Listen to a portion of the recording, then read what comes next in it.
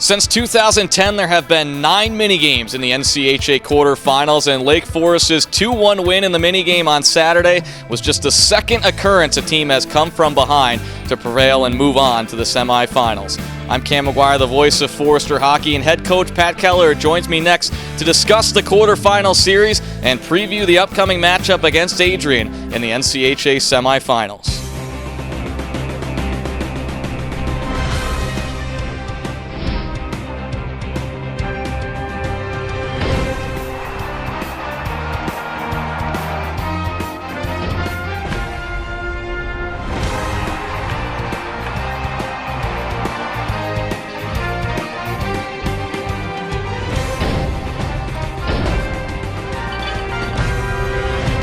Larry Youngworth works it down low to Godorsky. Out in front to the high slot. Sardina back in shot. He shoots and scores! Joey Sardina and the Foresters punch their ticket to the NCHA semifinals.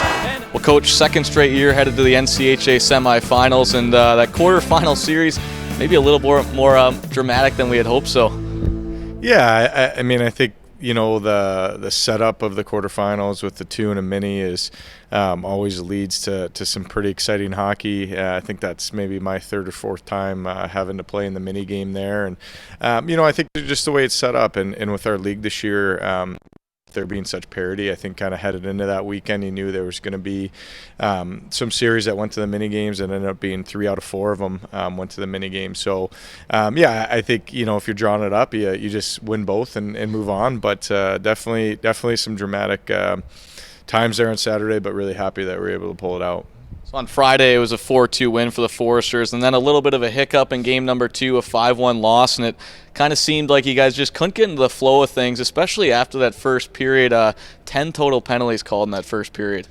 Yeah, I mean, those games are always tough. You know, it seems like it kind of goes one of two ways. Either your special teams are really on point and you can get a couple and take an early lead, or, you know, for us, actually for both teams, it was just kind of couldn't really get anything generated on the special teams there. I mean, we had one in the first period, but, you know, it's just a really choppy game. You get a lot of players that maybe aren't on power play or penalty kill that aren't getting into the flow of the game. So definitely a strange start, and I think for us it unfortunately kind of carried through the rest of that game, just not really being able to get into, like you said, any sort of flow. All right, well, we'll move into the positives now, but all right, so you lose 5-1, you take 18 minutes off, you go into the mini game, you get scored on first about halfway through that mini game. What was the mood after they had scored that first goal in the mini game? Well, I thought the mood generally coming into that mini game was really good. I think the guys did a good job of refocusing. You know, like you said, the 18-minute intermission there. Just because at the end of the day, that game's over. You know, you have to refocus and come out prepared. You know, and after they scored, I don't know that the mood changed much. I think guys, you know, showed good resolve, and I think at the end of the day, you know, they knew the season was on the line, you know, and they kept pushing, and I didn't think that we got flat or down on the bench. I think guys stuck with it, and we had some pretty good zone time, I think, leading up to that goal. So all in all, it was a really good response for our team. And then it would be senior defenseman Ryan Krutz with 4:01 left in the mini game, tying things up at 1 apiece. And then 140 minutes of play, couldn't decide who would head to the semifinals. So not only could the mini game not do that, games 1 and 2 couldn't do that. You had to go into sudden death, and then Joey Sardina, who had killed the Spartans all season long. It would have been his 8th career goal against them, but obviously the stats don't count in the mini game, but scored right there. What was the reaction from the bench? Oh, it was wild. I mean, the guys were so excited. Obviously, watched the goal a couple times afterwards, and just I think that was the coolest thing, where the goal happened and where Joey ended up celebrating. Yeah. You kind of see the whole view of the bench, and you know, everyone was just so excited, obviously, and it's a really. Like I said, that mini game, it's, you know, some people may not like it, but it really makes for some dramatic hockey, and the guys were obviously, you know, pumped, and I think it was, you know, before that we had a couple good chances too, you know, in the first overtime there, and we were pushing and making some good plays, so I'm really happy to be able to end things there. Well, as we mentioned, the Foresters headed back to the NCHA semifinals for the second straight year. It's going to be the second straight year against the same team, and the second straight year in the same spot at Arrington Ice Arena in Adrian, Michigan. Face-off set for Saturday night at 6:05 Central Standard Time. What's the week preparation look like here heading into Saturday?